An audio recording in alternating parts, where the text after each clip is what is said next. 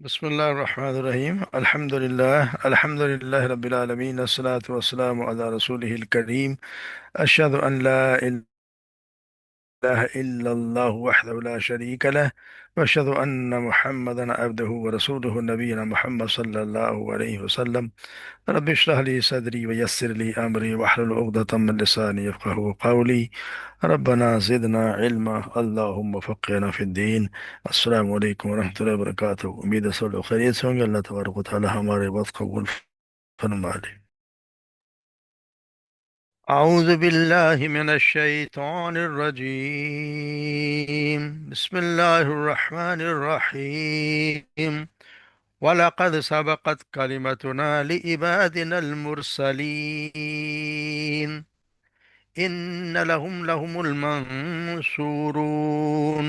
وَإِنَّ جُنْدَنَا لَهُمُ الْغَالِبُونَ فَتَوَلَّ عَنْهُمْ حَتَّى حِينٍ وَأَبْصِرْهُمْ فَسَوْفَ يُبْصِرُونَ أَفَبِعَذَابِنَا يَسْتَعْجِلُونَ فإذا نزل بساحتهم فساء فالصباح المنذرين فتول عنهم حتى حين وأبصر فسوف يبصرون سبحان ربك رب العزة عما يصفون وسلام على المرسلين والحمد لله رب العالمين۔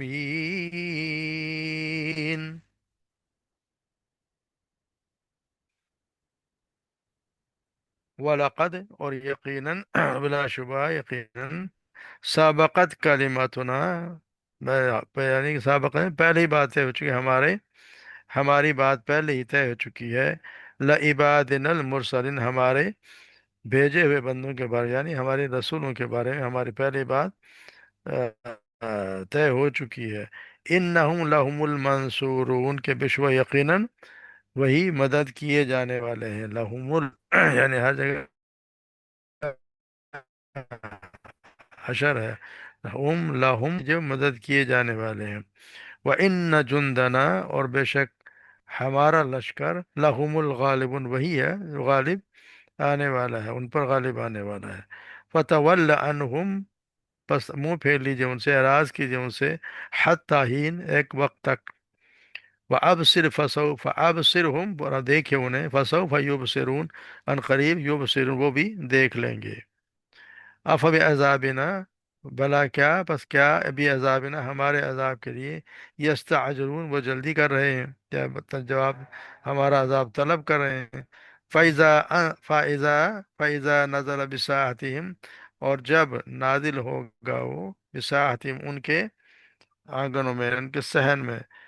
صباح المنظرین، تو بہت بری ہوگی صبح ان کی جو ڈرائے جانے والے ہیں، ڈرائے جانے کی صبح بہت بری ہوگی۔ فتول عنہم، پس اعراض کیجئے ان سے، حتی حین، ایک وقت مقرر تک۔ فابصر فسوف یبصرون، فابصر، اور آپ دیکھیے، فسوف، اور ان قریب وہ بھی، یبصرون، وہ دیکھ لیں گے۔ سبحان ربک رب العزت عما یصفون، پاک ہے تیرا رب، رب العزت، بہت عزت والا، یعنی عزت والا رب، جو تو آپ کا مالک ہے، وہ پاک ہے، عما یصفون، ان باتوں سے جو یہ مشرک بیان کرتے ہیں۔ والسلام علی المرسلین، اور سلام ہو رسولوں پر۔ والحمد للہ رب العالمین، اور سب تعریفیں اللہ ہی کے لیے ہیں جو تمام جہانوں کا رب ہے، پالنے والا ہے۔ الحمدللہ، اللہ کے توفیق سے آج یہ صورت بھی مکمل ہوئی۔ اللہ تبارک و تعالی ہم سے قبول فرما لے۔ تو یہاں جیسے کل ہم پڑھے، فَكَفَرُوا بِهِ فَسَوْفَ يَعْلَمُونَ، پر انہوں نے کفر کیا اس کا، فسوف، پر ان قریب جان لیں گے۔ ان کے یہاں پر ان کو صاف انکار کے نتیجے میں ان کو دھمکی دی گئی تھی کہ ان قریب وہ جان لیں گے۔ تو یہاں اللہ تبارک و تعالیٰ پھر وَلَقَدْ سَبَقَتْ كَلِمَتُنَا لِعِبَادِنَا الْمُرْسَلِينَ، کہ یقیناً اب اللہ تبارک و تعالیٰ پھر رسول کو، آپ صلی اللہ علیہ وسلم کو حوصلہ اور تسلی دینے کے لیے فرماتے ہیں کہ ہمارے ان بندوں کے لیے جنہوں نے ہم اپنا رسول بنا کر بھیجتے ہیں، لَهُمُ الْمُرْسَلِينَ، جنہیں ہم رسول بنا کر بھیج رہے ہیں، ان سے ہمارا وعدہ ہے، یعنی کہ پہلے سے ہی طے بات ہو چکی ہے کہ ان کی مدد کی جائے گی۔ اور صرف انہی کی نہیں بلکہ ان کے اور پیروں کا، ان کے یعنی لشکر سے مراد یہ ہے کہ وہ اللہ کے لشکر سے مراد ہے وہ ایمان، وہ اہل ایمان ہیں جو اللہ کے رسول کی پیروی کریں اور ان کا ساتھ بھی دیں، ان کے رسول کی جو پیروی کرے اس کے ساتھ وہ اس کا لشکر ہے، اللہ کا لشکر ہے۔ نہیں وہ بھی ہے کہ جو غیبی طاقتیں بھی اس میں شامل ہیں جن کے ذریعے سے اللہ تبارک و تعالیٰ اہل حق کی مدد فرماتا ہے، جیسے ہم پڑھا ہے کہ جنگ بدر میں بھی اور جگہوں پر بھی اللہ تبارک و تعالیٰ نے آپ صلی اللہ علیہ وسلم کی اور آپ کے صحابہ کرام کی فرشتوں کے ذریعے مدد کی، تو یہاں وہ بھی اس میں شامل ہے، اس میں جندنا میں۔ تو یہاں یہ بتایا جا رہا ہے کہ اللہ تبارک و تعالیٰ نے کہ یہ پہلے سے ہی تھا کہ ہم رسولوں کی مدد ضرور کریں گے، اور اللہ تبارک کی دلیل بھی اللہ تعالیٰ جیسے کہ قرآن مجید میں اللہ تبارک و تعالیٰ نے کئی جگہ اس کی دلیل بھی دی ہے، جیسے کہ سورہ المومن میں جیسے ہے اِنَّا لَنَنْصُرُ رُسُلَنَا وَالَّذِينَ آمَنُوا فِي الْحَيَاةِ الدُّنْيَا وَيَوْمَ يَقُومُ الْأَشْهَادُ، بے شک ہم اپنے رسولوں کی اور ان لوگوں کی جو ایمان لے ضرور مدد کرتے ہیں دنیا میں بھی، دنیا کی زندگی میں بھی، اس دن بھی جب وہ گواہ کھڑے ہوں گے۔ اور ایک جگہ اور فرمایا کتب اللہ لأغلبن انا ورسولی ان اللہ قوی عزیز، کہ اللہ نے لکھ دیا ہے کہ ضرور بضرور میں غالب رہوں گا اور میرے رسول، یقینا اللہ بڑی قوت والا سب پر غالب ہے۔ یعنی اللہ کے رسول، اللہ یعنی کہ اللہ اور اللہ کے رسول تو غالب رہیں گے ہی رہیں گے، یہ اللہ کا وعدہ ہے کہ اپنے رسول کی وہ ضرور مدد کرے گا۔ جیسے اب یہ اس میں بار بار رسولوں کی مدد کی تاکید کی گئی، انہم یہ بھی ایک تاکید کی گئی، انہم فرما دیا، پھر دوبارہ ہم آ گیا، اس کی وجہ سے بھی حشر پیدا ہو گیا، پھر المنصورون پہ سے پہلے یہاں بھی آپ دیکھیں کہ پھر لام الف لام آیا، تو اس کا مطلب یعنی ہر حال میں وہ رسولوں کی ہی مدد کریں گے،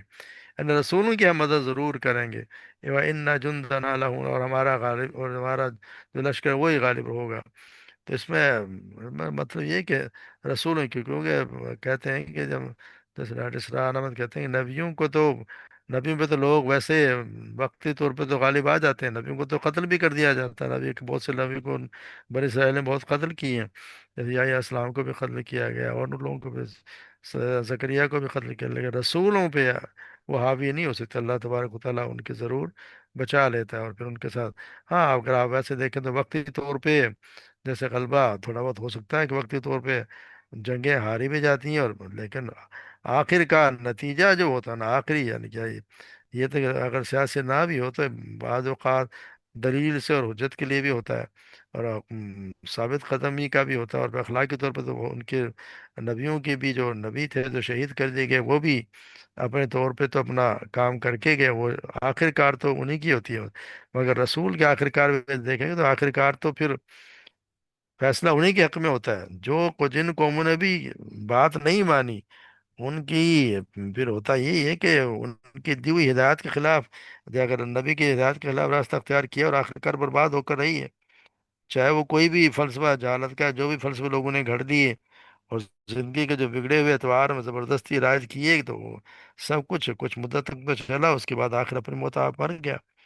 مگر جن حقیقتوں کو اللہ کے رسول ہزاروں سال سے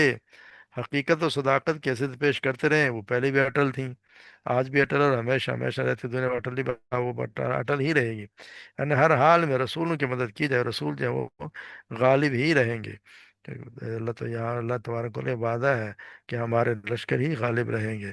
پھر اللہ تبارک و تعالیٰ کو اور اللہ تعالیٰ رسول اللہ صلی اللہ علیہ وسلم سے فرما رہے ہیں فَتَوَلَّ عَنْهُمْ حَتَّىٰ حِينٍ، ایک وقت تک آپ ان سے منہ موڑ لیے، ایک وقت سے مراد یہ ہے کہ یہ بھی ہو سکتا ہے جب تک ہم آپ کو جنگ کی اجازت نہ دیں اس وقت آپ ان سے اعراض کریں، ان کو چھوڑے رکھیں اور بس اپنی تبلیغ و دعوت کا کام جاری رکھیں اور انہیں دیکھتے جائیں، بہت جلدی اپنا انجام دیکھ لیں گے۔ اب آپ دیکھیں گے یہ مکی دور کی آیات ہیں، مکی ایک وقت تک یہ بھی ہو سکتا ہے کہ ایک وقت یوم بدر بھی ہو سکتا ہے اور فتح مکہ بھی ہو سکتا ہے، کیونکہ ایسا ہی ہوا کہ ہجرت کے بعد جب جہاد شروع ہوا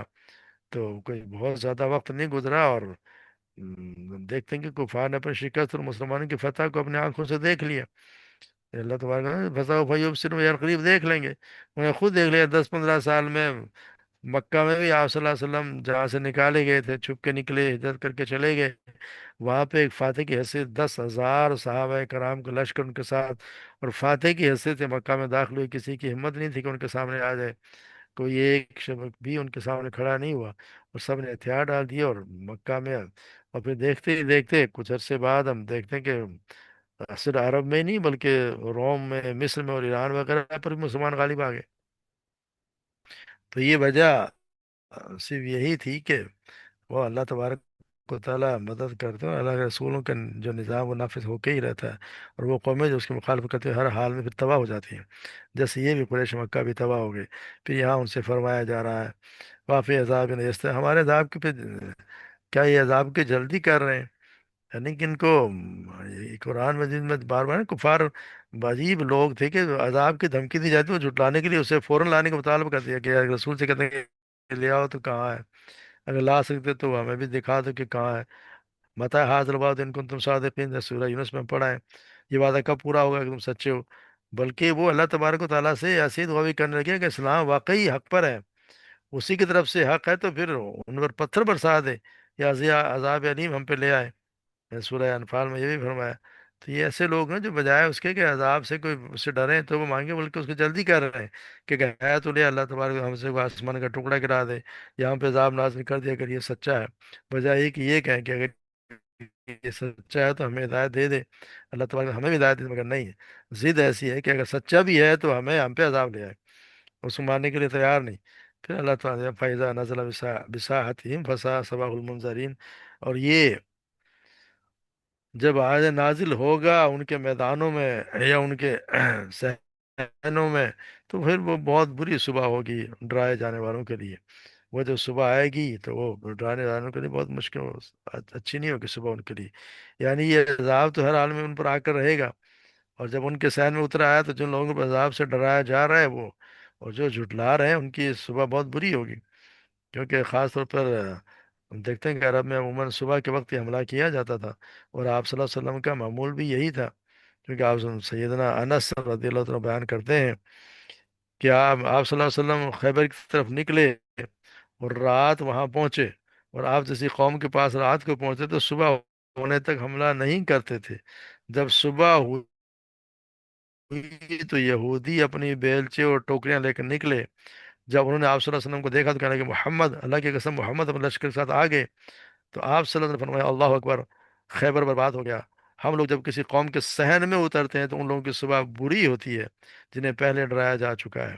تو اللہ تبارک و تعالیٰ کی طرف سے ہم دیکھتے ہیں کہ عذاب بھی اکثر جو ہے وہ صبح کے وقت ہی آتا تھا، جیسے قوم لوط کے بارے میں فرمایا ان موعدہم الصبح علیہ صبح القریب صبح بقریب، بے شک ان کے عبادت کا وقت صبح ہے، کیا صبح بہت قریب نہیں ہے؟ تو یہ صبح کا وقت جو بہت ہی کہہ رہے ہیں کہ اہم وقت ہے، جس میں یہ بھی حملے بھی ہوتے ہیں، اور اللہ تبارک و تعالیٰ لوگوں کی مغفرت بھی فرماتے ہیں جو ان سے دعائیں مانگتے ہیں، اور ان کے سے اللہ تبارک و تعالیٰ ان سے بچایا جائے، ایسے عذاب سے بچایا جو صبح سے ان دو لوگوں پہ آ جاتا ہے جو ڈرائے جاتے ہیں۔ پھر اللہ تبارک دوبارہ آپ صلی اللہ علیہ وسلم فرما رہے ہیں تاکید کے ساتھ کہ آپ کو تسلی ہو شاید کہ کفار عبرت حاصل کر لیں، یہاں سے اب سارا کہا گیا، یہ نہیں کہا ہوا یہ سرون میں، اب سارا یعنی آپ دیکھیں گے، وہ تو انقریب دیکھ ہی لیں گے، یعنی وہ ضرور دیکھ لیں گے، یہ نہیں کہا کہ اب صرف ہم ان کے پہلے، کیونکہ پہلے ذکر آ چکا ہے، اب کیا اس لیے کہ یہاں تو اس لیے ہے کہ پہلے صرف کفار مکہ کو دیکھنے کا حکم، اب عموم ہم کا حکم، یعنی کہ خاص کر کے صرف کفار قریش نہیں بلکہ سب جھٹلانے والوں کو، کہ وہ بھی عنقریب سب دیکھ لیں گے کہ کیا کچھ ہونے والا ہے، یعنی کہ ہر حال کو دیکھتے جائے بھول جدید بھی اپنے انجام کو دیکھ لیں گے کہ ان کے ساتھ کیا ہونے والا ہے۔ پھر اللہ تبارک و تعالیٰ سبحان ربک رب العزت عما یصفون، اپنی پاکیزگی اللہ تبارک و تعالیٰ اپنی پاکیزگی یہاں بیان کہ سبحان ربک رب العزت یصفون، کیونکہ اس صورت کے اللہ تبارک و تعالیٰ کفار کے جو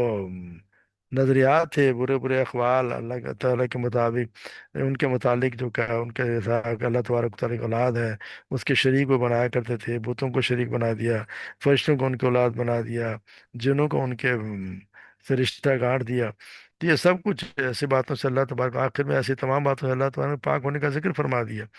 گویا کہ ان کے شرک عقائد اور اقوال کی تردید اور انبیاء اکرام کے اقوال کی ذکر کے بعد پوری صورت کا خلاصہ اگر دیکھا جائے تو یہی ہے کہ اللہ تعالیٰ کے ذات